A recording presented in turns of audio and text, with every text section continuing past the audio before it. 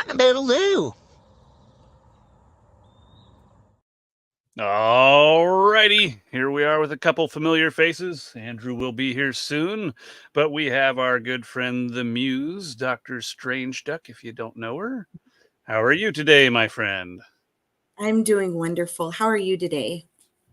Oh, I'm doing better. I took an excessive amount of Excedrin yesterday and was able to squash my headache. So today is endurance. I don't know if you take very much pain medicine, like over the counter stuff, but if you take too much for headaches too long, you get rebound headaches. And so, like, now I'm at the point where I just have to endure it. Once you kill the headache, you kind of got to stop for 2 or 3 days, or you will continue to get rebound headaches. So now I just got to endure it, and I should be good. That's horrible. No, I don't take any over-the-counter medicine. No. That's good. I wish I didn't, but honestly, like, the only thing that works for me that I could grow at home would get the feds called on me. Opiates are what kills my headache. It's so weird, like, you see these doctors, and they were so quick to give people pain meds to get them addicted.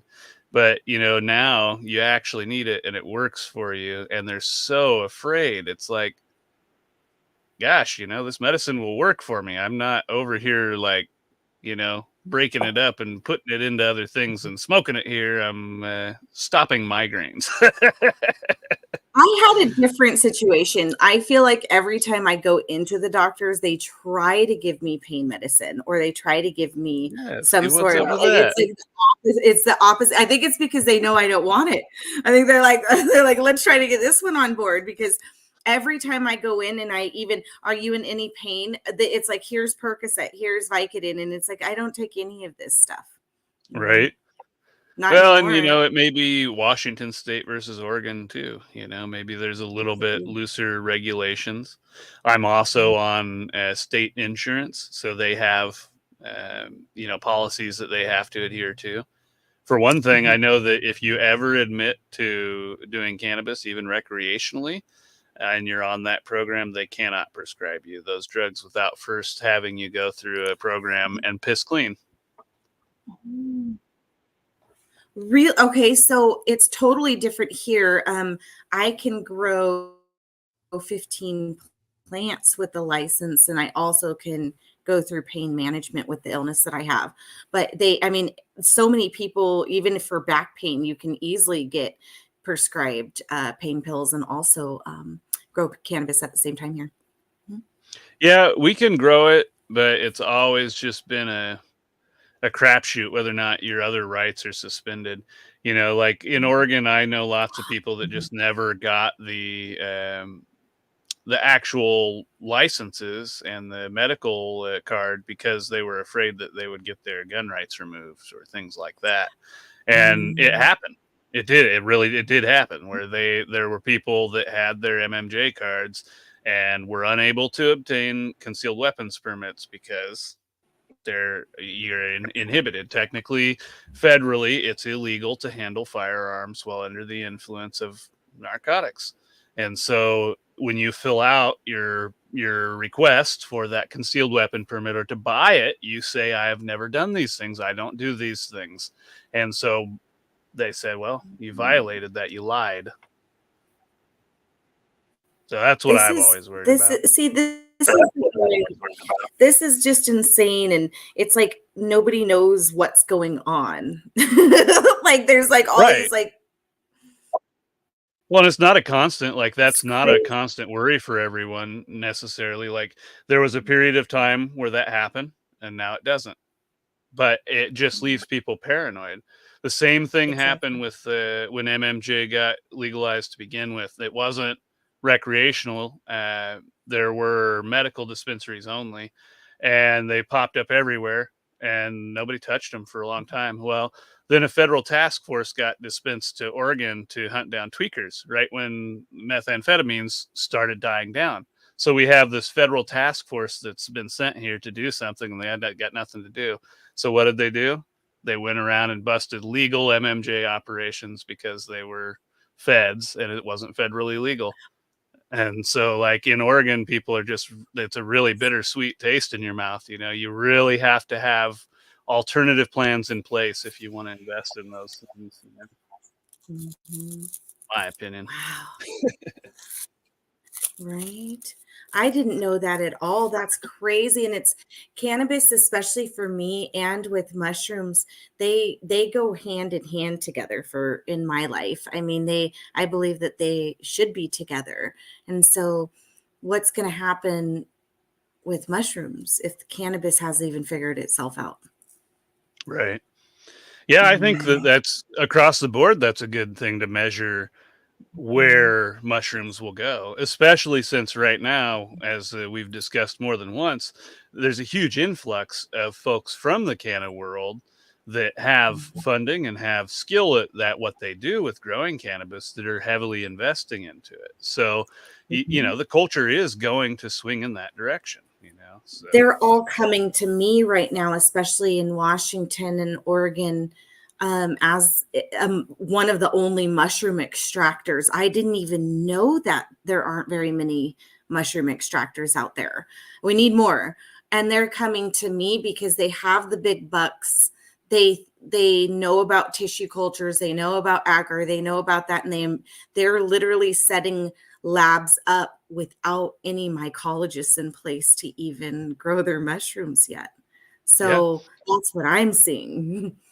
yeah. Mhm. Actually, I put a deal out December. That I was looking for work, and I had thought about it, but I had talked to a couple people that they're like, oh yeah, well, I know that you can do all this mycology stuff, so Mhm. why don't you come down here and work for us? So, Yep. it's like, well, I'd love to do that. Like that would be a dream job for sure, but I just Mhm. don't know that I want to move.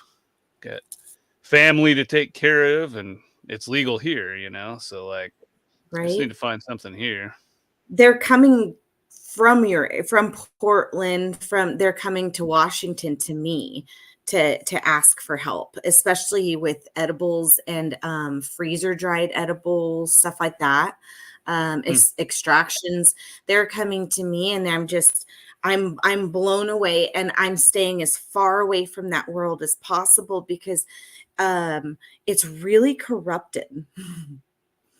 Well, and you have a lot of like, I don't know what you want to call them, microcosms of people where they've got like this idea of how the world works, and because they're this own little group of them, like they're really really adamant, this is how everything works, this is how it is, and there's a whole bunch of different opinions of what that is. So it doesn't meld It's well. very true. And we don't have a lot of competition in mycology. Everybody is very that I've come into contact. Most of the people, 90+%, have been unbelievable and not competitive. And when you're in the cannabis industry and it's failing right now, I mean, the farms, you just watch them drop off one by one. It's very competitive, and now that's coming into mycology. I don't like that. Yeah, I agree, and I also think that with cannabis, there's this air of I have to be informed. I have Mhm, to be able to educate right away.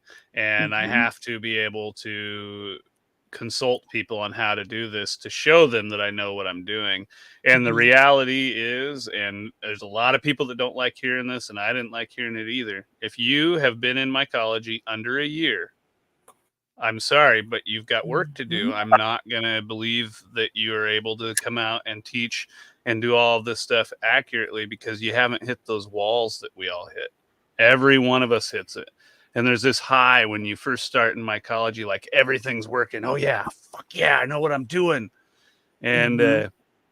you I can just, you start have to charging hit for your classes case. next year. Mhm. Yeah. And I did Yeah. it too, and I don't know that there is a way to avoid it other than to just consciously try and think about it. Maybe eat mushrooms before you try to learn about them so that, you can look inwardly and see that, in fact, there's a lot to learn. And with my mycology experience, since I had like a straight up professional walking me through it, we started doing educational microdosing boosts just immediately with my experience. And I started showing people that if I could do it, you could do it. So we didn't charge. Right. We actually paid for these booths and gave out all these mushrooms and all these edibles. And I was like, I just learned how to do an agar transfer. Look at what I can do. Now you can do it because I can do it, like type of thing. And so people got to learn with me, but we had to pay out of our own pockets to do this. We didn't, we just wanted to show people that you need to learn how to do this yourself and not depend on other people. And so here's the professional and here's the student. Mm-hmm.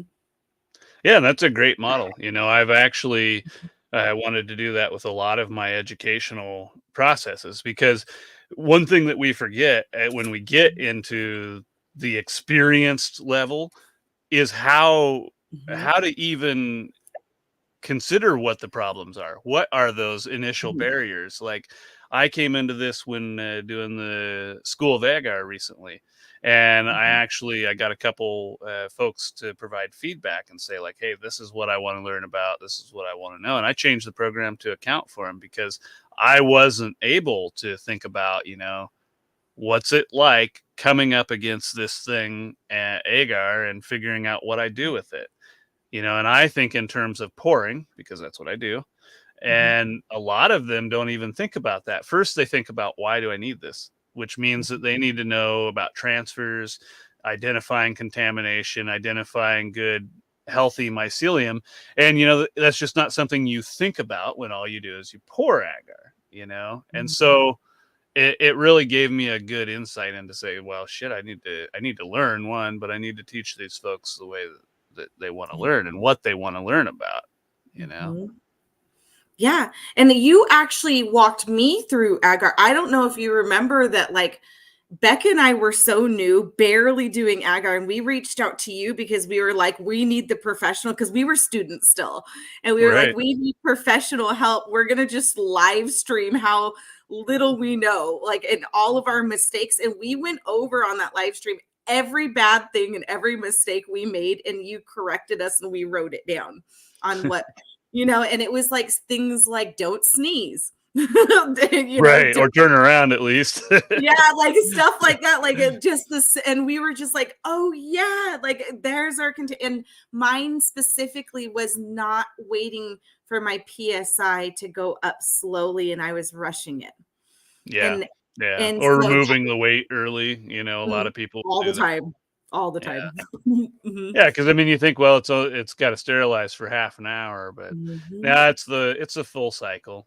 And you see it too with the grain, and this is one that I constantly question, and I constantly tell people, you should really think about this, is they like to seal their bags because they think about cleanliness when they pull the grain out. And so they will put their grain and their substrate in a sealed bag.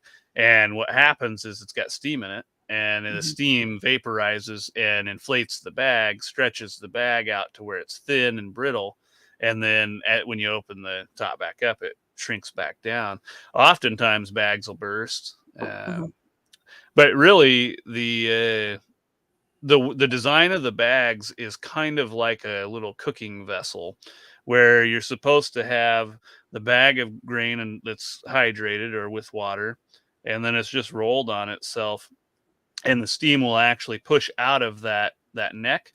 And during the process, we'll do what's called self-sealing, and it will actually be hot enough that it will press and hold, but not seal, like not like when you use your impulse sealer. It doesn't actually melt it together. It just, adheres it. So when you pull it out, you can then take and put the impulse on it and seal them up. But oftentimes, like, people get into big trouble with grain that way when you step up. And I did, I had probably 40 to 60 pounds of grain go bad all the way to fruiting before I knew what the cause was, because it would mold over that looked just like mycelium. So I've never used bags. I'm jars. Yeah. Yeah, a lot of people use the jars. Mhm. I don't know about bags, like I said, I had all those issues.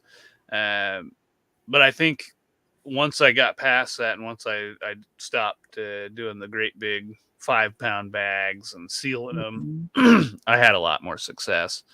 But, I think with grain, hydration is really key. You need to get them Huh. hydrated to the point that they will sterilize in that steam cycle. I have a friend, PNW Mushrooms up here, and he's gourmet and functional, and he designed his own like pressure steamer pressure cooker. I don't know, pasteurizer, sterilizer. I'm not sure, and I think he can do like 50 bags at a time, but it takes 24 hours. I think the whole process of it Yeah, does. probably an atmospheric sterilizer. Okay. Well, and that's a questionable term. It's a Mhm. it's a pasteurizer is what it is. So Pasteurizer. Okay. Mhm. what you'll find is there's a divide in the gourmet world and the active world, Okay. because gourmets, you can do that. You can Mhm. super pasteurize, or you can uh, do the steam sterilization, then low pressure, no pressure, because it will all the gourmets will pretty much be resilient to those endospores or bacterias that are in there, as long as it has this jump start to get in there. That's why a lot of gourmets, you can just do a simple a lime pasteurization, because they can actually live in symbiosis with a lot of that contamination. Um, but there's definitely more to it there with the different grains you use. What Mhm. type of grain were you using, or did you? I I haven't messed around with anything really except for lion's mane, but I get my bags through him. I think he's doing right now like horse feed. Oh yeah, yeah. Well, I I mean, it's all horse feed, like oats. I used uh-huh. oats because that's cheap, Okay, so but it's probably harder to oats. use. Yeah, I'm not sure what he's using now. That was the last that maybe he did that for me. I'm not exactly sure, but I mean, he was blowing it up and his contaminant, everything. I was like, I need to start learning from you. And I Yeah, have access to you all the time. So I started supporting his farmers market support and going and watching him and talking to him and learning, because there's no other way to learn. You have access to some of the best mycologists in these areas, like you doing events, and people need to take advantage of that. yeah, Mhm. yeah, definitely. And a lot of those things like that can be set up, by yourself, like those atmospheric sterilizers, or the steam sterilizers. You can just make a trough. You can actually literally go buy a horse trough and Very plumb in easy. steam. And I mean, you don't even need like anything fancy for the steam. You can, again, just use some metal container with fire under it, with water in it, and a pipe pushing the steam in there. But there's more professional setups too. Bubba's barrels. That's a jacketed low pressure vessel. I don't know how high it gets. It doesn't get up to 15 psi, I think, maybe 5. But it works along the same premise as the atmospheric, but it ups the pressure a little bit more, you Okay. know. Um, but it's the same effect. It's steam over time versus steam and pressure, because Okay. the pressure of the sterilizer or autoclave will push that steam and force it into the grain much faster, being Mhm. at 15 to 20 psi. I love this information. I'm writing like everything down. Hmm. And Austin is saying, yeah, you can pasteurize basic sub, but not grains, and that's what I've heard too. Is like, um, you can pasteurize substrate without nutrients in it, but if you have things like soy hulls or high nutrition sources mixed within that sub, that it can also go bad. Okay. But a lot of that's for gourmets. For actives, they just seem to be so much more prone to getting any little contamination taking them over, at least in my experience. Same, and I haven't been in the active in that world right now. I mean, in the mushroom world, for me right now, it's actually cheaper to outsource than it is for me to grow. Yeah. Well, and that's the case with a lot of things, and Mhm. I think a lot of people just prefer to do it themselves. But there's Mhm. more to it. You can do more. Yeah. Oh, look, now we're zoomed in. Now your Now picture we looks zoomed in, and I was like, "This got weird." Okay. better. That Oh, one's better. no. No, I just got a message. Andrew's got to take care of some stuff there, so I don't Oh, know if that's he'll okay. be back. So I was just messing with it, but it looks better, not so giant. So I've been in this world of studying edibles, and somebody has recently asked me to create like an end of life anxiety edible, an idea of an edible. I should say I'm not a medical professional at all before I Right. say anything, with no medical background. So, but I've been working on it, and I've really been using pineapple and pistachios ice cream, the lipids, magnesium, calcium, and it's going amazing. Everything's is really good. So I think I would like to kind of create like a recipe book almost on maybe like end of life anxiety edibles or stuff, stuff along the nature. We always talk about life with mushrooms. We don't talk about death in mushrooms ever. We don't hear about death in mushrooms. But even Becca and I in our worlds, we deal with a lot of death in mushrooms. Mhm. Yeah. Yeah, there's a lot to be used, or there's a lot of things that can be treated with the mushrooms. Mhm. And you taught me a lot of that. I Mhm. didn't know that it would be useful topically, and Um, seeing the bath salts and seeing people use them and hear about, oh yeah, this is work awesome. Like I loved it.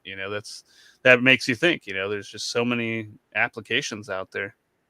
we have to be using, I think topically, I mean, I bathe in most of what I eat. Like I don't, a lot of people don't, but I do because I believe like it's supposed to be there for us topically, especially if you go in a supermarket and you just look at all the products. You see coffee, pomegranate, apricots, you see cantaloupe, you see all this stuff. And it's like, well, we have access to this at home. But mushrooms, I actually read a study about lion's mane and rats about how they cut the throats of rats and then they put lion's mane on some of the rats and then nothing. And the ones with the Really, pain. Yeah, I think it was 3 times quicker they healed. And I thought, this is crazy. So then I talked to Farah Day, and she said, I've been using lion's mane and slime, like snail slime for my skincare. And I very said, nice. what is going on here? Is everybody using mushrooms in like nature? And then I said, well, if she can use lion's mane, what if I use psychedelics? And so I started doing that. So I started doing lion's mane and cubes and just 21 different types and putting them in my skincare. And I started to notice I was anti-aging. I was like, whoa, wait a second. Like my skin's clearing up, things started, I'm healing quicker.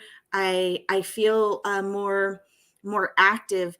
And then I started to look into like peptides in mushrooms and healthy peptides in our bodies. And I started thinking, can we topically bathe in mushrooms and increase healthy peptides to help our immune systems, help us gain more muscle? You know what I mean? And I went into this whole weird wormhole, and I can't Right. prove anything. I can't prove Yeah. anything. I know. I've experienced that as well, and in mushroom land, it's interesting because the reality is that you can be the smartest person in the world. You can have all the information in the world, but if you don't have an ounce of fucking creativity, you're not going to figure out shit. You need Right. us little idiots around to give you those ideas, because we'll look at 4 different things and say, well, why can't we make this? And you'd be like, well, that's stupid. Well, why can't we make this? Okay, that's still pretty stupid. Why can't we make this? All right, that's fucking genius. All right. Like it does Yeah. happen.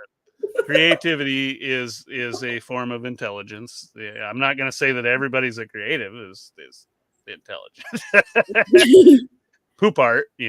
might not qualify, but poop art might not qualify. Well, and to back it up, it's not just theories or hypothesis or like a hypothesis or an idea. There needs to be a way to back all of this up. And the only way to do that was human trials. And that's me. I'm the human trial. And so and Becca's a human trial. And, like, so I got a bunch of people to be human trials for me because there's no other way of proving this unless we try it. Maybe it works. Maybe it doesn't, but I think it works. Well, and I think that there's a lot of things that will work for individuals that may not work for everybody. It's much like microdosing, you putting a topical on your skin, it might feel good, it might relax your muscles, and I may have a reaction to something in it that in fact, it feels like fire to me and not necessarily comfortable. And unfortunately, that's been my experience in life, was all the good things, medication wise, I have to be cautious of. Right. And to be a true advocate for mushrooms or psychedelics or anything, I think we need to show the good and the bad, like you're saying, that this, especially with the microdosing world, Beck and I have been speaking a lot about it, is like we hear a lot about the good part of the microdosing world, but we don't hear a lot about the bad part of like, I might want to quit my job. I might not want to stay in my marriage. Right. I don't know if I want to do this anymore. Like, you know what I mean? So like, and we don't talk about, a lot of people don't speak about that side, but microdosing can't be for everybody because like, if you're not willing to face that, then. They might be called magic mushrooms, but it is not a magic pill. It is a pill that allows you to self-reflect, feel a little bit better, makes the world a little bit lighter. But it, in my opinion, it still requires a lot of you to carry through with those actions. And like you said, if you decide, well, okay, what it takes to heal me is X, and it's stressful as fuck, you didn't just make your life easier, you made it more complicated. You just made it harder. Now you're staring at your husband thinking, I don't want to be with you. What did this lady give me and tell me to take this for? I thought I was going to sleep better. No one told me my marriage was in jeopardy. And so like, that's where the education comes in. It needs to be out there. It can't just be la la land, profit, profit, profit. It can't be that way. It needs to be education, fuck the profit right now. Well, and I think where folks in a relationship are going through that too, I think they probably need some sort of mediation, because it's pretty tough when one of you or even both of you are going through these different mental stages. Like in my mind, what we do with fungus is we cause little tiny what do you want to call them, mental breakdowns or psychotic breaks, and essentially that alters who you are a little bit at a time. Now, to us, it doesn't seem that way because we're just seeing what we actually are and like seeing all the bullshit we put in front of everybody else out in the world. But, it can, like you say, it can just really open Pandora's box, and you just have to be prepared. It did for me, and I was not prepared because there wasn't enough education about microdosing when I started microdosing to even know any of this. And people stopped liking me because I started saying, fuck it. I don't care if you like me or not. I'm going to be me. And that started to cause some serious shit in my family. Like it got bad. So where outsiders didn't agree with the way I raised my children. So people started to talk about it, Yes. Microdosing. That's what I was going to ask about. Like, it was pretty interesting. Like it gave me a whole new perspective because if I had said those things, I might have some people be like, hey, you're kind of fucking wacky. You probably shouldn't do all that shit. But you had some real haters. Like that was some serious torch and pitchfork shit, It's gotten so much better because I think more people and more education came out and people saw that I was getting slaughtered. And they were like, well, she's getting slaughtered, so they're not going to come after me as hard now. And so they Right. started stepping up, and then it got easier on me when they stepped up. And but yeah, I went out there and literally I would come home crying all the time and just be like, this is horrible. I don't it's just a mushroom. It's just a mushroom, but it's not just a mushroom. It's more than that. And that's why there's haters. Yeah. Well, I mean, you got to look at it. There's not a lot of things in this world anymore that are faux pas or taboo. That's kind of what we do in this age is we expose those things. But one of those things that still remains is the taboos on drugs, and I think for a while it's just going to be that way until we can mentally grasp that there is no difference between a pharmaceutical company making a narcotic and us growing a narcotic. Then we need to, we got to get this clear in our heads. Like, if there's no difference, just because some company that does not have our best interest in heart made it in a legal method, doesn't mean that it's bad for us to use responsibly, when we do it ourselves. And I recently talked to my son is graduating high school this year. He's 18, and I sat down and I talked to him recently, and I said, if I had been given mushrooms instead of pharmaceuticals after having a traumatic childbirth and a horrible pregnancy, I wouldn't have gone into psychosis. And if I had had the education that I had now and knew how to and said, fuck everybody, I don't care, and just went and followed my heart and knew what was right and just said, fuck you, then I wouldn't have been in the situation that I was in. Psychosis was given to me. I already was in psychosis, and then I was given pharmaceuticals, which gave me more psychosis. I should have just been given mushrooms and some joints. Seriously, that's what they should have started there. Well, I think we've kind of removed this whole portion of our healing methods and ancient cultures. Really, modern medicine hasn't been around that long. It's kind of funny. Who was it we were talking about? I think it was Madden and I were talking about alchemy. And how we're doing all of this stuff with the fungus. We're combining different entheogens and different hallucinogens and different drugs. And we think, oh, we're so smart. We're so original. Well, fucking bullshit. Right? Look at history and look at every single nation from the beginning of time. The most notably that you might notice in our time because of entertainment purposes is Vikings. Like, we look at berserkers and the Vikings as these big bad dudes, but the reality is they had the alchemical key to get damn near invulnerable. They would rub fungus in their skin. Yep. They would ingest it. They would take things before battle, and these guys would just take a wound and keep on it going. And I mean, that's the way the world was. You tried shit and it worked, and that's how it was. You didn't have some dude sitting with a fancy hat on telling you that, oh, this is how the world works. Like, no, bro. I just saw 2 people die from saying that shit that you said would heal me. I don't think so. I'm doing microbiology, and I recently read that they had found one of the first cavemen, and he actually had mushrooms around his belt and actually had cut open his skin and put them in to burn them, trying to get rid of an ailment. So this is how long people have been messing around with mushrooms topically and ingesting them. Yeah, I know.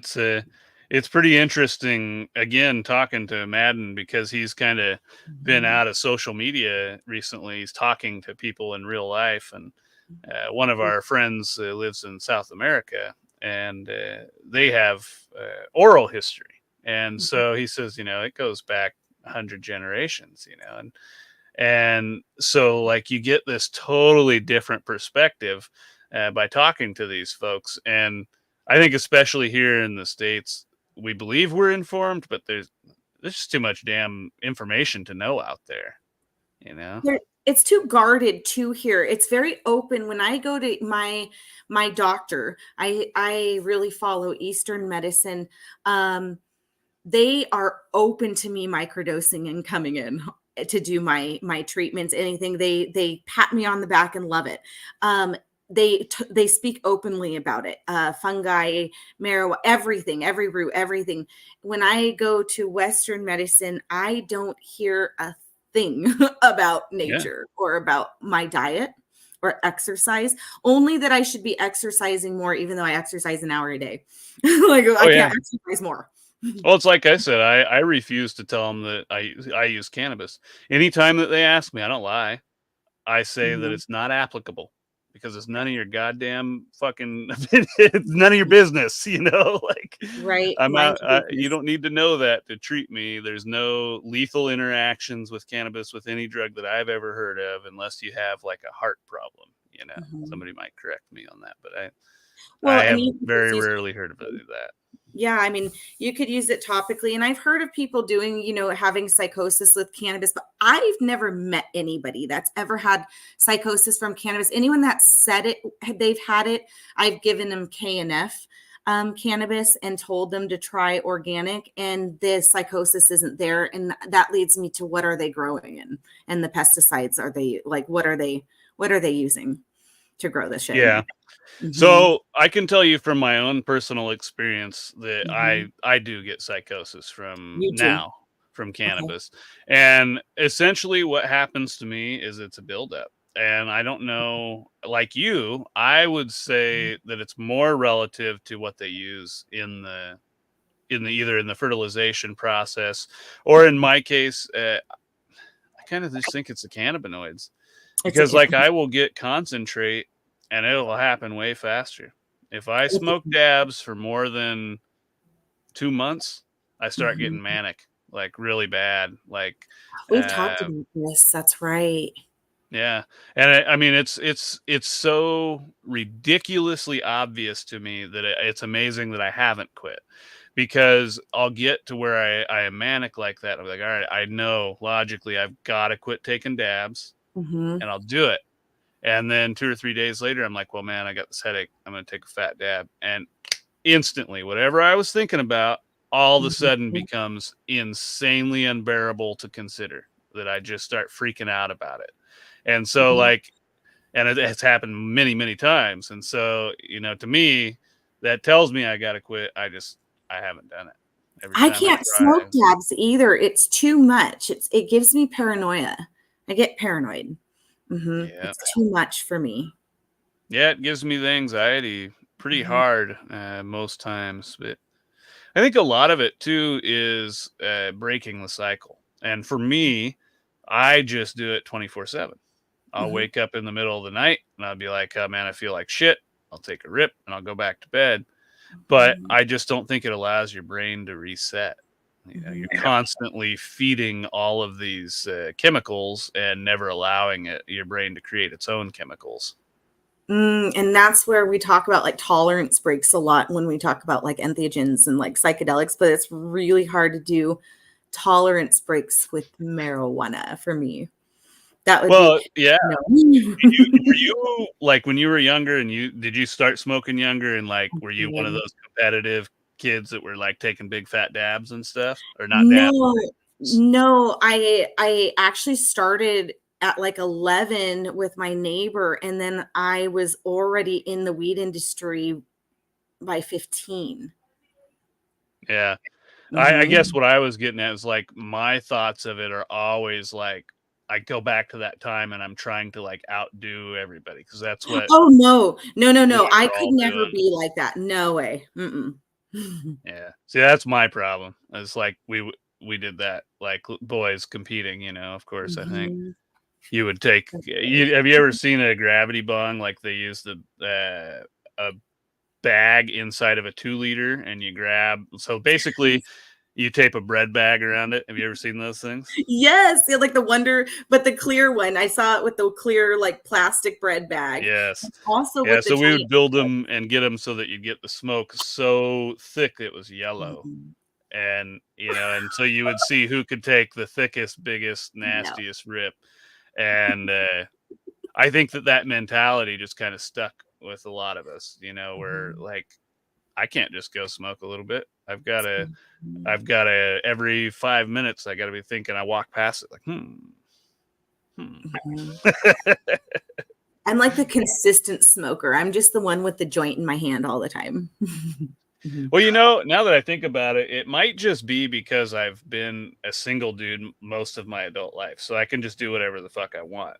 If I were in a relationship or I had a child to take care of or something like that, I wouldn't be as prone to it, I think, because I would have responsibilities, things to do, opportunities to take advantage That's of. true. It's hard to take a big dab rip when you have like a 2-year-old you're running after.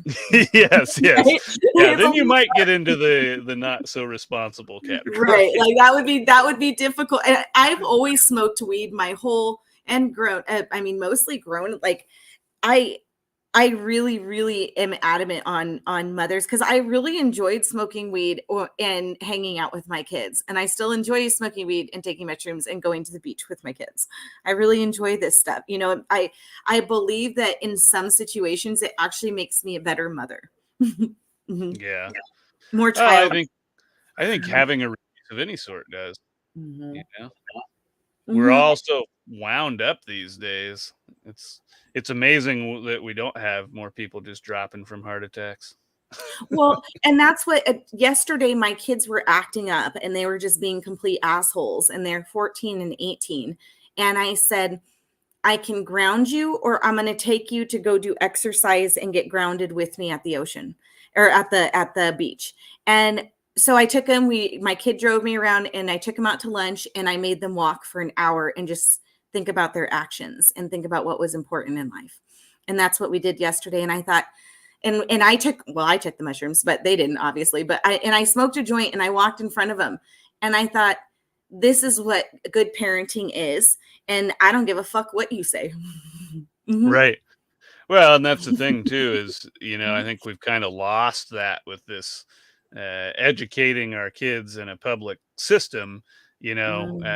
It's always been parents' prerogative to make their kids how they want. That's why you go to school and there's assholes and there's people that get along and there's people who just want to hang out and not have any interference, Yeah. And we need to, the kids and the parenting and all of this stuff is being wrapped in. I feel really bad for my kids because we deal with a different situation with me being so open about mushrooms and weed. They have lost a lot of friendships and a lot of kids aren't allowed to be their friend because of their mom. And and I've told them, if you tell me to stop, I'll stop. Any second, I'll stop for you. Right. But before I tell you that, I need to take you. And I took them to a hospice and had them care for dying people. And we microdosed them together and my kids cared for them. And then I came home and asked them if they wanted me to stop. I said, make your mind up when you see what really happens. And no, they said, I don't care about those people. So they have to deal with everyone looks at me and says, poor me, she's getting thrown, to the wolves. Well, the kids are getting thrown to the wolves because of what I do. Right.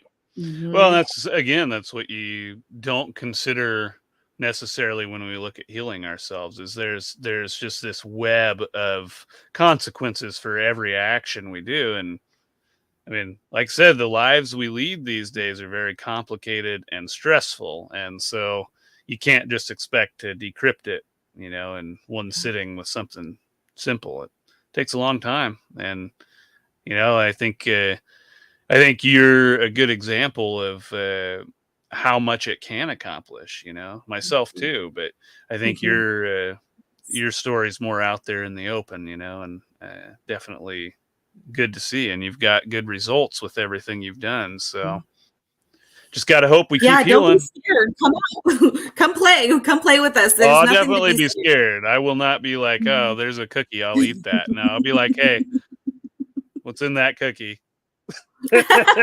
No, like there's so many people hiding, and especially the women, they come to me and they say, I really want to be out there. I really want to show my story and I really want to tell it.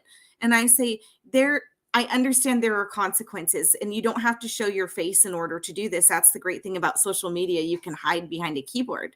You can still come out and tell your story and still give us your extractions, give us your recipes, give us your ideas. Nobody's going to knock you down and call you stupid. We're all going to be like, cool, this could work, because real scientists don't knock you down. They want to keep evolving, and they want to keep learning. I don't think that the know-it-alls and the I know everything, that can't work. Bullshit. Right. Yeah. And when I see that attitude, that immediately just, I see in modern reels, it gives me the ick. I don't want to talk to those people. I don't want to deal with them, because I know they will be unreasonable, and I will constantly be fighting an uphill battle to get them to understand that although my knowledge is anecdotal, that's how science is created. You compile anecdotes and you test shit. So much love, my friends, much love. It's not a pet peeve of mine. I know, right? I love it though. It's true. Like the things that I was told that wouldn't work that ended up working, I just stopped listening, because I was like, how do you know if you've never tried it? Like, how can you tell me that? If you're so afraid, like you see somebody even talk about it and you have to shut them down, why? Like, and in this modern world, like the same thing with the government. Government says, hey, look over here. Nobody's like, yeah, let's look over here. What's over there? That's like, what I do. I'm like, what's behind me? You trying to hide from me? Yeah, exactly. Same concept, we got to keep our eyes open and keep learning, Yes, and the people that are here now, that are just so about, like you and Matt and Becca and Forbidden Fruits of Fungi. I mean, there's like these incredible people in our community. Isolated Moose, they are so incredible and so willing to give out just education and not charge for it. And those are the people that you should be going to, because what I'm seeing right now is like $50 a class, $250 a class, just to learn about microdosing, or just to learn about what a mushroom does to your brain or your body. That's well, and it's a crapshoot too, as to how much experience and knowledge you get from that class. There are some really intelligent folks out there doing great things. One of our friends, Becca, she's one of them, but there's also people that just want to help, and they want to help so bad that they will do whatever they can to help people. And even with the best intentions, if your knowledge game is off, maybe you're providing fruit for folks to microdose and it wasn't 100%, they're not going to curl up in a ball and die necessarily, but they might puke and have a bad day. And they might be turned off from mushrooms forever, which is what I see a lot of, where they're just so scared to ever try it again that you just turn that person off forever.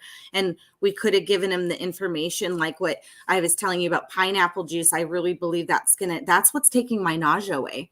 And so for me, I'm infusing my sugar with pineapple juice before I microdose. And so everything is in one, just one microdose is everything in one. And I just believe that there's so much education. And Becca's a good one to bring up too. Some of the people in our community are offering free education and also courses. And the courses are incredible. And I've actually signed up for a couple of courses myself, because I really wanted to know what it did. Even with the yoga and stuff like that, that's stuff that can't be free. That's stuff that we have to pay for, because it's people's, business. So we need, you know what I mean? But the base education should be free. And then if you want to go further, then pay for that. Right. And like, that's like a lot of what my thoughts were with YouTube education stuff. Like all of the videos that I do for the School of Ag are going to be up on YouTube for free. What's paid for is when you go in and you structure it into a education process coupled with the help with consultation, because really that should get the folks that need the information, that access to that information. They will self-educate. They will do what they need to do. The people that want to help financially in the community, they do that. it seems like a weird thing to say, but there are a group of people that may or may not need your products in mycology that buy them because they like you and they want to support the community. So there's two sides to that whole community thing, and being yourself and being a good person in your own eyes can go a long ways. And we all offer at free education, but all of us are offering courses as well. So like we're both in, because this is also, people have to understand that this is also a business. Right. And well, and a lot of us that may be the only thing that we survive off of. Exactly.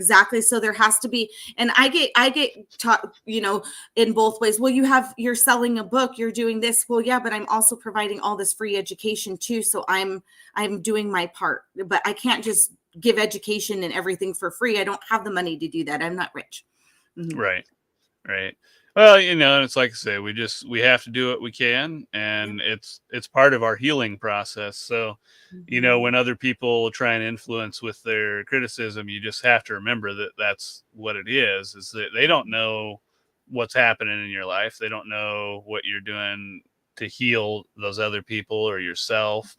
I've just found that it's much easier in this community if you just take a step back. Even if you just wait a few minutes to comment or reply to somebody, 9 out of 10 times you will have a different reply and you will rethink what you said, because it's just too easy to rebut against some stupid comment that you misread. That's a really good point. Especially they put that edit button in there now. And I was like, people must be getting in trouble in those messages because there's an edit button now. And I was like, I don't know if that's better or worse, because you can check the edit history too. So you can be like, oh, well, But I've done that. What were you trying to say? I've gone back on like this Signal app and just been mad at somebody and just kept re-editing, and thank God they didn't look at that message yet, just like hoping that double check didn't come up, because I was like, if I just stepped back, because I'm fire. And you're right, you should step back, and especially with social media, because there's some people just want to see you get mad just for fun. Yeah, and you can't give in to them. I did it. I do it every once in a while, but I did it the other day, and somebody was just shit posting my posts there, and you could tell because they were like criticizing, and then in later comments you could tell they just didn't watch the whole video, because they're criticizing like something that I fully discussed in the video. Like, it's like, okay, so what you're saying is you watched 2 to 3 seconds of my video and criticized me. You didn't watch the other 6 to 8 seconds. It's not even a long video here. No, they were just looking for something to come at you with. Yeah. And they would not give in. Like, no matter how much I come back and say, hey, this is how it is, trying to be calm, they have to continually be right. And again, I hate to pin it all on the canna growers, but it was another convert. I've just not had great luck. I have some really good friends that I have seen do that stuff. Who was it? Psycho Myconaut and Fired Up 420. There's a couple guys on Instagram that are pretty good, but like, I've just been browbeat by several of these guys to the point where now I feel like I'm unreasonably biased. I come from that industry, and I'm biased as well. But what I noticed was that the people that are actually supporting me in the cannabis industry aren't the low level people. They're actually the ones that got out of the industry already and are then created it. So those are the people that I'm finding a lot of success with, not the ones that are in it currently. Yeah. Yeah. I think my understanding from the folks I dealt with is the folks that went full pro when it went legal, and either, like you said, they kind of retired or they stayed in it. They're pretty good to work with. But the folks that are on the black market, that stayed in the black market after that time, it's hard, because I think what it did is it created a vacuum. And at least here in Oregon, there's a lot of people that know how to grow. And I can't say that I like most of them. But there's some good ones, but I can't say that I like most of them. And in the mushroom world, the cannabis industry is going to start coming to all the mycologists. They already are. For me, especially with the topicals, we're in that gray area legally with the topicals because you're not ingesting them. So, and I'm just calling everything full spec.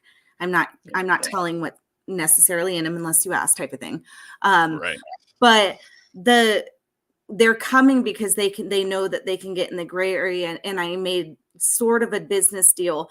And what I found out is that you're going to get white labeled and you're going to get marked up. So they're going to give you the smallest amount wholesale and they're going to mark it up. And I found my products going for $110 in some dispensaries when I'm charging $30 on my website. This is not correct for me. And I bailed. I backed the fuck out of all these deals and said, do not touch my product. Right. I'm not going to white label my ass. I laugh because that is a dynamic that is interesting. I see it here too in Oregon, where they're starting to incorporate things they have zero knowledge about into the canna shops. You know, they're already selling microdoses in Washington through the dispensaries. Really? Wow, and I had no idea. They have signs in King County, just signs that say microdosing, so you can just like pull it. It's not even regular. It's weird. Insane. The canna shops out the back doors, most of them are doing like they bought my book and now they're doing Starburst. And I'm hearing about synthetic psilocybin being used in a lot of edibles in Washington right now. Yeah.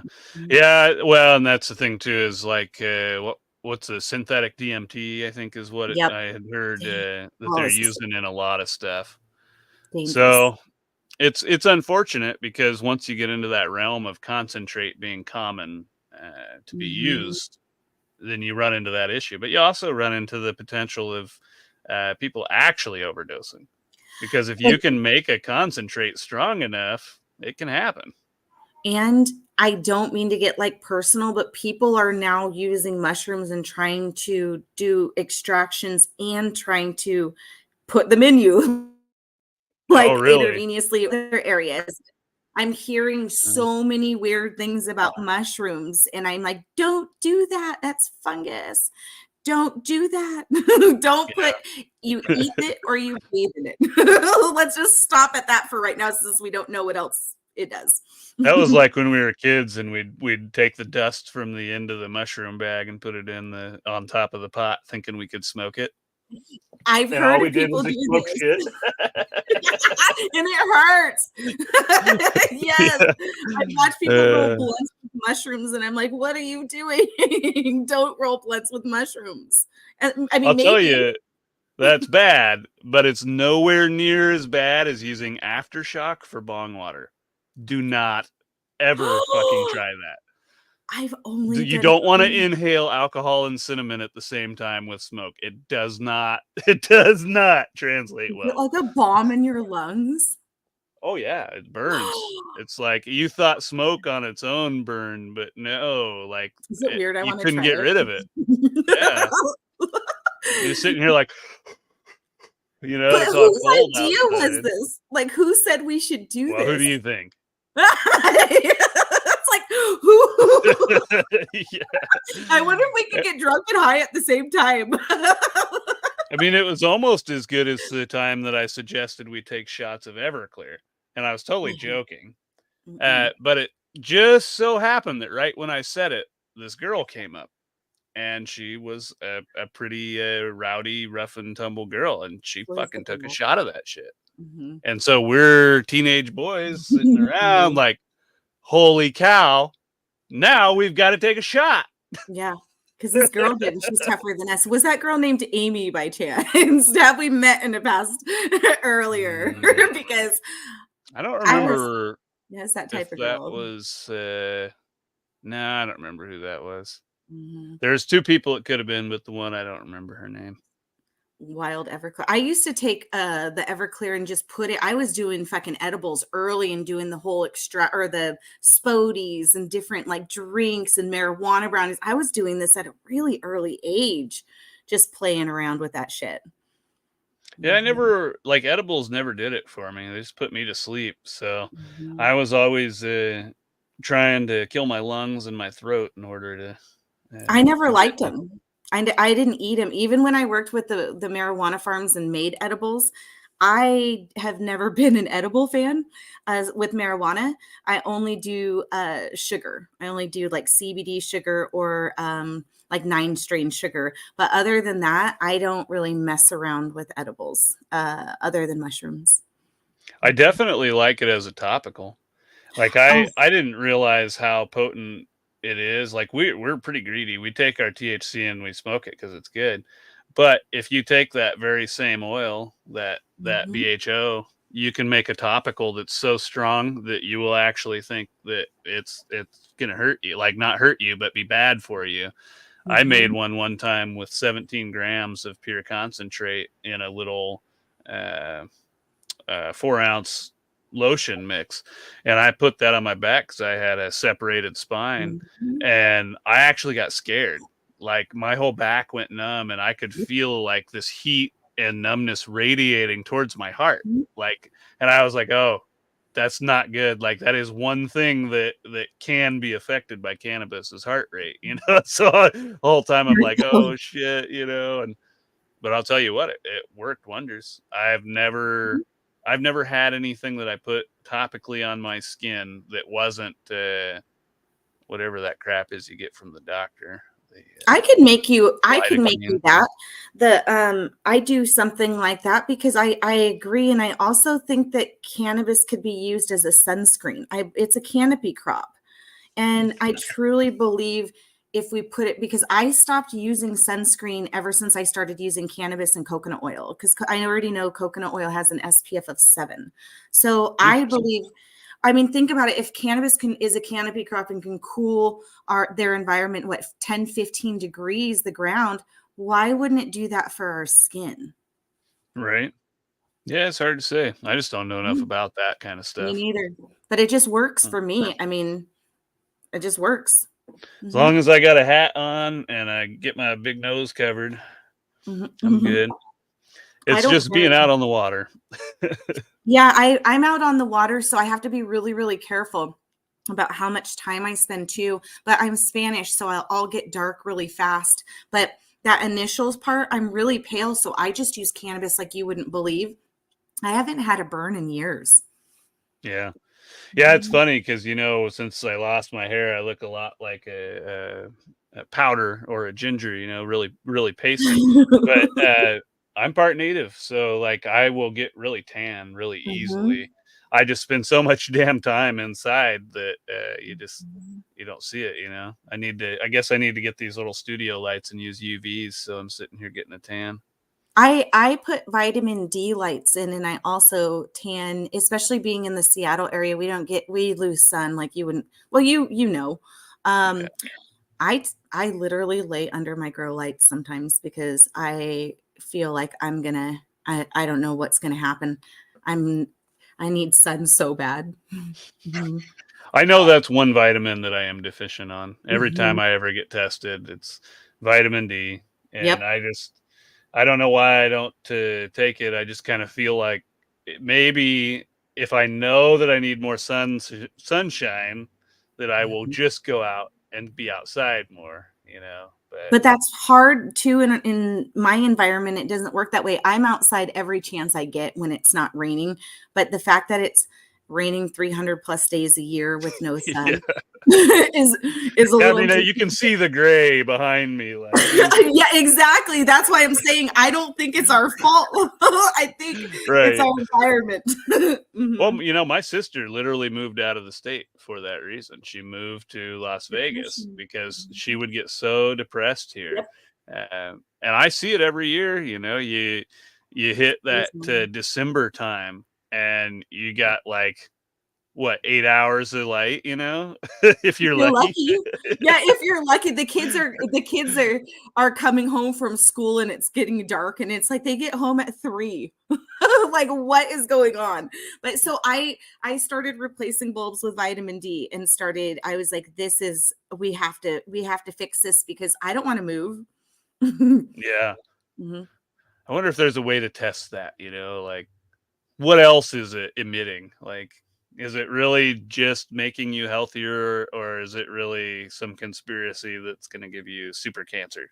Maybe, but maybe if it's gonna give me, but I don't do it for a long time, and I do it enough to where if I was working in an indoor weed garden, like, so how many people are working in indoor weed gardens, and we should get the statistics on cancer for that. Yes, yeah, yeah, and maybe what's the thing? What happens to your eye? Cataracts. Yes, Yeah, let's get those cataracts numbers in too. too. Because Let's get all the that's numbers. kind of what I think about. Like, I'll go run my UV in my tent, and I'll forget something in there, and I'll be like, "All right, I can't look," and then I'll look, Oh, and like, not "Ah, me. damn it!" I'm like eyes open, like this is so great. Yeah, yeah. Yeah, this is why my husband says you can stop keeping me on my toes anytime you want. Anytime, babe. Anytime you want, you can stop. No, thank you. So, if I have a poor vitamin D, does it sound weird if I say I have low D? Yeah, yeah, little to low D. You've got low D energy today. Yeah. Actually, it's funny, I've seen a few people recently with mycology degrees or doctorates or whatnot, and they'll put their deals at their nomenclature after their name. I thought about doing the same, but like being MWEBDE, Micro Wizard Extraordinaire, Big Energy.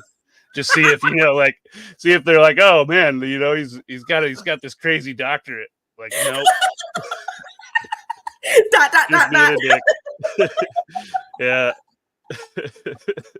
That would be amazing. I love, because I see it with Becca's too. When she signs her name off, she signs it off with like this like long thing, and I was Oh like, well, yeah. I don't have a long name. Yeah, exactly. That's why I started the whole Myco Wizard Extraordinaire thing, because everybody was like, I'm a mycologist, mycologist this and a specialist that. And I'm like, I didn't go to school for mycology, I so didn't like, either. I'm a wizard. Try and prove me wrong. I'm a muse. You're Yeah, the see, wizard, there you and go. we don't claim. I mean, I claim to know about mycology, but I'm not in the cultivating aspect of it either. I want to really stay in the edible lane and topical lane on that end. But I had to learn how to grow in order to do that, obviously. Right. Mhm. Well, and I think again, our this community is healing for everybody, but it's healing in different ways. Mhm. I loved growing for a very long time, and I did it for Mhm. many years. And I went balls to the walls to where I'm lucky I didn't get in trouble. Mhm. Uh, but I burnt out on it, and I went into other Mhm. things. And um, I think there's just this broad spectrum of stuff to learn, and I think Mhm. now, like you say, the treatments are some of the more important things to figure out. We Mhm. just got to do it before all these medicines are perverted to the point we don't know what they are. It's Like with already cannabis. happening, and I see it a lot too, because like they're testing edibles like crazy, and they're not coming out with mushrooms, or they're, you know what I mean? Like it's really, really hard in my area to actually even find good mushroom edibles. Yeah, I imagine so. I mean, Mhm. it's any black market. It's hard to find the stuff. Now you have stuff in the stores, like you had said, but you know, Mhm. good is the operable word there. Good. Good. I And mean, I don't even eat edibles out of a dispensary. I won't touch an edible in a dispensary. yeah. Well, Mm-mm.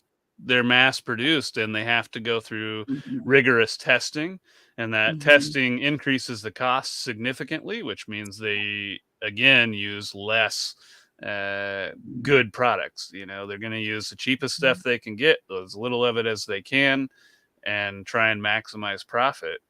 I think Mhm. we had the same issue when it was not legal, but you Mhm. also had people that all they were about was providing things much like you, where this is Mhm. just to help you. I don't Yep. care if it's marketable. This is what you need, and I want to help you. But Mhm. you also have this big group of people that see the money. And I can tell you from personal experience in talking to folks recently that the amount of money that you can make in a short amount of time is beyond ridiculous. Like It it, would be it insane. yes, for edibles, for genetics, for things like that, any of that, you're going to Mhm, make a significant amount of money if you do it right in a short amount of time. And mhm, I've seen it since I started in this, before it was so popular. You would see revolving vendors where a vendor would come around and only be around for 6 to 8 months. yeah, And at the end of that, they would get a whole bunch of orders mm, and they would not fulfill them. And so these guys, they're making $20,000 to $40,000, mm, in 2 or 3 months, yeah, and there's zero consequences. All they got to do is when they start that account to sell stuff, they start another account yep. and another account and another account and another account, and they just keep piggybacking on that, and they go off of the whole new vendor profit model. Or even the bad vendors. Like Beck and I have spoken on our lives about how both of us got ripped off, with spores and with genetics, with bags, with agar, with everything, where we just got ripped off. And that's not cool. And you're right, in the edible world and the extraction world too. Right now, if I wanted to go out and do it legit, I could easily make $30,000 a month by pumping edibles out right now. But Yeah. that doesn't sound right, because marking it up even to cannabis prices at $5 an edible still feels really wrong. Oh yeah.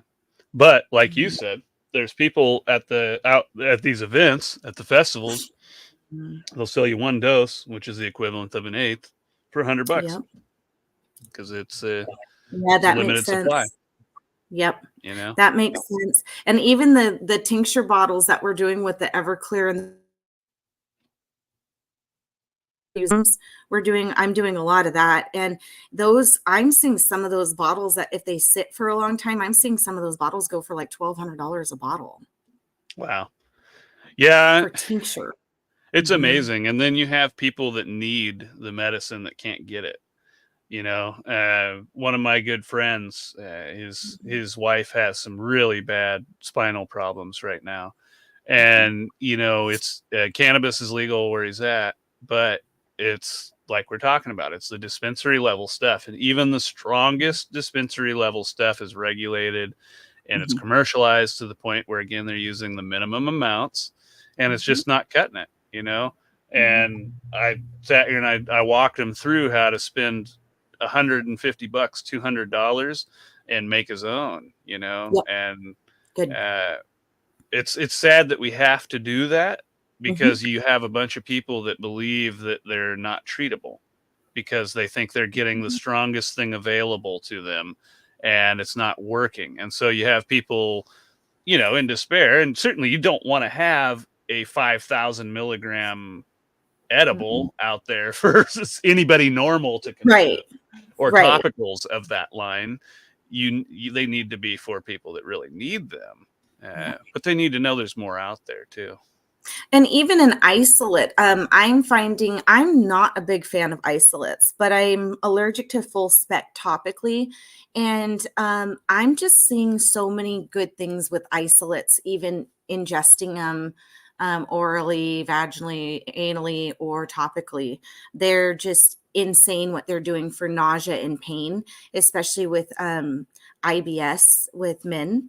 I'm seeing a lot of good things with that, with Well, and that's isolates. another thing too is, we talk about taboos. That's one of the taboos that is Mhm. left is, how we ingest medicine, Yep, and how we ingest medicine. it's That's a pretty taboo. ironic Like, considering not that long ago there were people literally boofing alcohol. and To blowing cigar smoke up their asses. Yes. Like, they were So literally blowing it's smoke up just, the ass. I mean, I'm not going to sit here and say I'm any different. You're not going to Right. get me to try them. Mhm. But when you're But desperate I'm enough. self-aware you know? And Yeah. yeah, sure, if I felt bad enough, like, Yeah. yeah, I When mean, you're bad enough, you'll go to that. And I see it a lot with my doctor during pregnancy taught me about it and said, the pharmacist is going to tell you not to put this pill in you, and you can have a miscarriage or you can listen to me. And I said, I will listen. And I did it. And the pharmacist said everything. He said, don't do this. That guy's crazy. This guy is so crazy. I did it. My son is here. yeah. Repaired the wall. And so I thought, ooh, this guy's on to something. He's on to something. Mm-hmm. Yes, I'm sorry, pharmacists, but you are not doctors. We don't care what you Mm-mm. say. I'm sorry. No, he is a NASA engineer. He actually designed the backpacks to go on the Apollo. So I didn't just he used to make me watch the moon landing while I was in labor. It was fucking horrible every time. And he was so smart. I didn't give See, a that's shit. the wrong direction. That the baby's taking off. It's not landing. No, he said it's the same. He said if you can keep somebody alive on space, you can keep a baby alive. That's what he would tell me. Mm-hmm. Yeah. And so I was high risk, and he did everything for me, but it involved doing things that others didn't believe in. Right. And I can, like that specifically, I can't totally understand because I haven't been there myself, but Mm-hmm. I have been there with other taboos, like Mm-hmm. my mom, when she got sick, she needed help with everything. Like Yep. you have inhibitions as a child of somebody. You don't want to see glimpses of them nude. You don't want to think of them, being like everybody else, having diarrhea, having problems, needing help up and down, and just talking about those things. Mm-hmm. And all of those inhibitions were gone. Like I had more work to do after that with socializing with normal people because I share too much. I still do.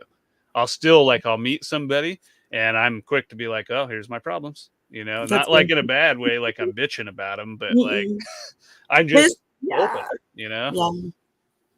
That's why we connected, because you were real and raw, and you weren't fake. And the internet is so filled with all these fake people, which I didn't know. I'm really glad I met you first, you, Matt, and all these people. I'm really glad I met you guys first, because I didn't get a chance to I got to meet real people right out the gate, to where I thought everybody was nice. Right.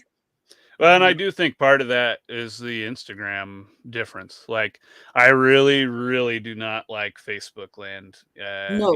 I started there, and there's great educational resources. There's very intelligent people there, but there's about 10 times more assholes, and they just don't have the tolerance. Like you got the feedback where people are criticizing you for saying, I wonder if this would work. I wonder if that would work.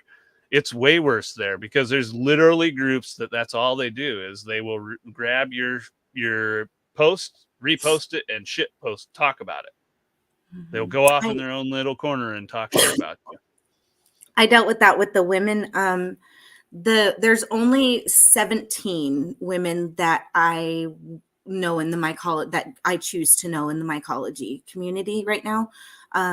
It started out really small, where the women were like, we've got each other's backs. And then after we hit like 50 members, they started getting really catty and competitive. And it got really, really bad. When it got into the thousands is when they started airing and doing dirty stuff to each other. And that was in Facebook land. And so Farah and I decided to start our own group for women. And a lot of women leave because we're naughty and we talk about naughty things, but like only 17 have stuck around for the last year. I think there's 17 of us. And those are the ones that I consider the top dogs in our community, because those are the realest ones, that they're just real to me, at least. Right. Yeah. And I think that's something that is distinctly lacking in all the social medias right now, is real friendship and real loyalty.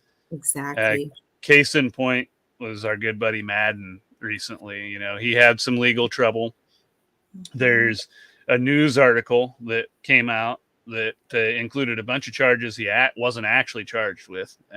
So half of that stuff he wasn't charged with, but also the news article discloses his name, his real name. And so the people that are sharing it, and they did it again recently, they're doxing him, you know, and I just don't understand. I mean, I understand people being paranoid that there's shit happening and they're worried about themselves. I mean, that literally selfish, but I understand Right? because it's scary. You know, there's some consequences out here for some of the folks that do this stuff, and you know, so I understand some of that. But you know, disclosing somebody's name, abandoning him, shit talking him.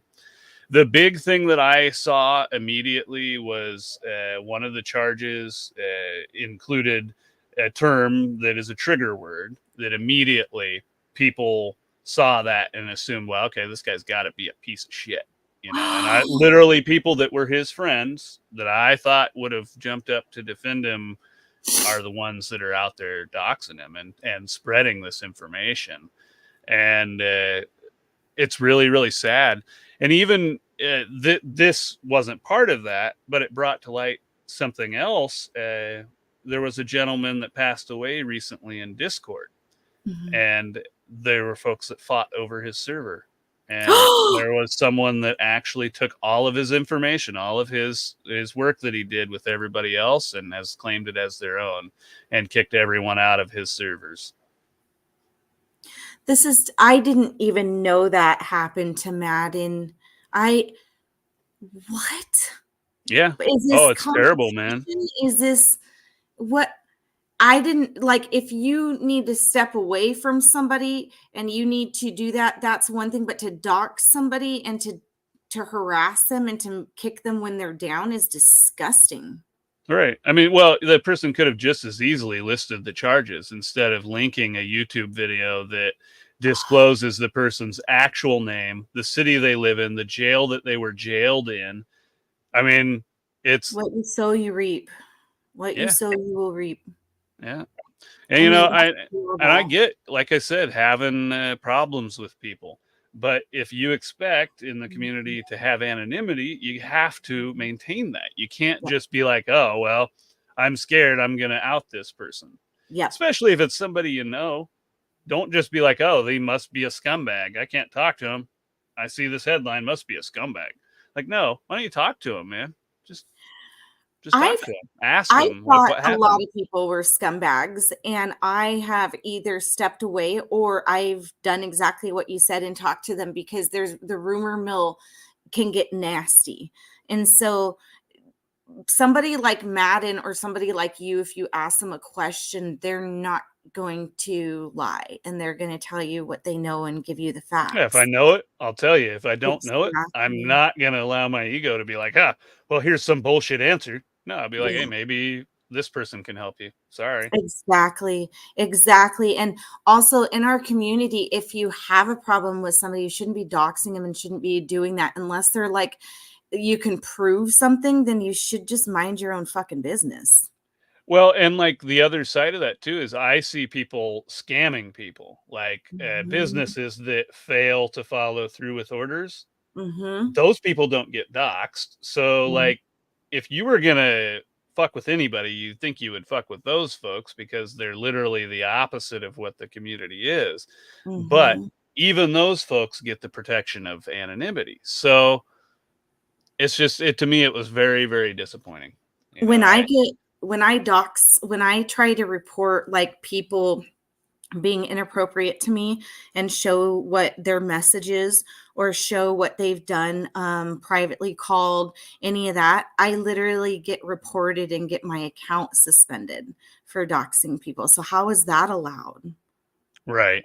Well, and I think really to be more specific, you should probably relate what kind of comments those folks are putting out there. I mean, not specifics, but I know from my own experience, like you say dox, but that's not what, anyone would, no one would define what you're doing as that. Yeah, as doxing. The folks are harassing the shit on out IG. They report it as doxing, and it's not doxing because it's just your IG handle and your message that you shouldn't have sent me.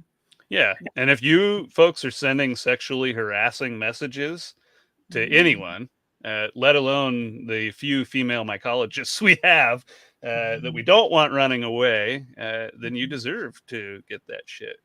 You know, it would be nice if we could reach through the computer screen and, do a little bit of that, but Mhm. you can't. And really, we were kind of talking about this earlier, Ziggy and I, where we really like festivals. Mhm. And the reason we like festivals is because you remove that element of anonymity and Mhm. physical barrier. There's no physical barriers between you, so people immediately respect one another, and the conversations take on a different tone. You Mhm. don't have this adversarial nature, like, oh, that's not how I heard you do it. No, it's the other Mhm. way. We're in person, you can see the person's being sincere, they're trying to answer they have questions, and it becomes a much much better interaction. And Mhm. I just really would like to get out to a whole bunch of them next year. I would love to actually join you if you want to, or at least come and visit you, because I think I would do pretty well in the festival world. I've actually never been to one. I've been invited to a Yeah. few, Yeah, you should look into that but I've Olympic never Peninsula one. done a festival And before. you can get a hold of Mhm. David, And and he may let you run mhm. a workshop on cooking with psilocybin. I would love that. That would be so, and I would absolutely be into this, because not just even just I don't even need to do it for business. I just think this would be really fun for education. Mhm. Yeah. Yeah, I think there's a lot out there that people assume everybody knows, but I can tell you, being on the ground and talking to I think we had 300 or 400 people roll through that weekend. Mhm.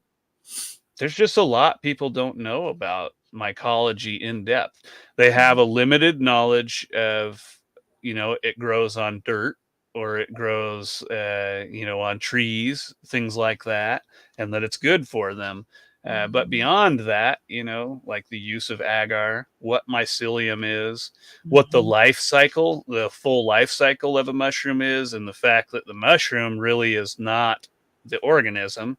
The mushroom is simply an appendage of the organism, or a concentrated form of it, however you describe it. And it opens people's eyes to how much there is out there. And even Mhm. me, like, I learned a bunch of stuff. Rockefeller rolled through. We had a couple of the guys locally. Gosh, man, now I can't remember. Mushroom Marauder.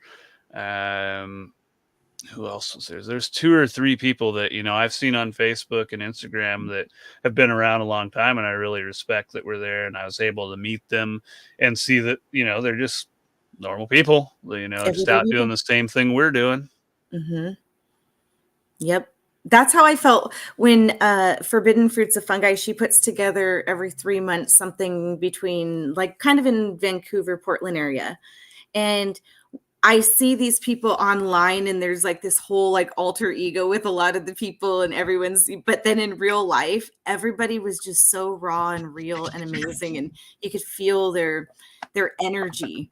Yeah. And we need to do this more. We need to get together. Oh my gosh, Yeah, that dog is so cute. come That here. dog Say hi, buddy. is that Buddy? Hi, Oh, Buddy. there we go. Yeah. Look He at says those. it's time for a snack. You guys been talking too long. All right, Buddy. Yeah, we did go over like half an hour, I think. You want a cookie? I, You oh want my a gosh. cookie?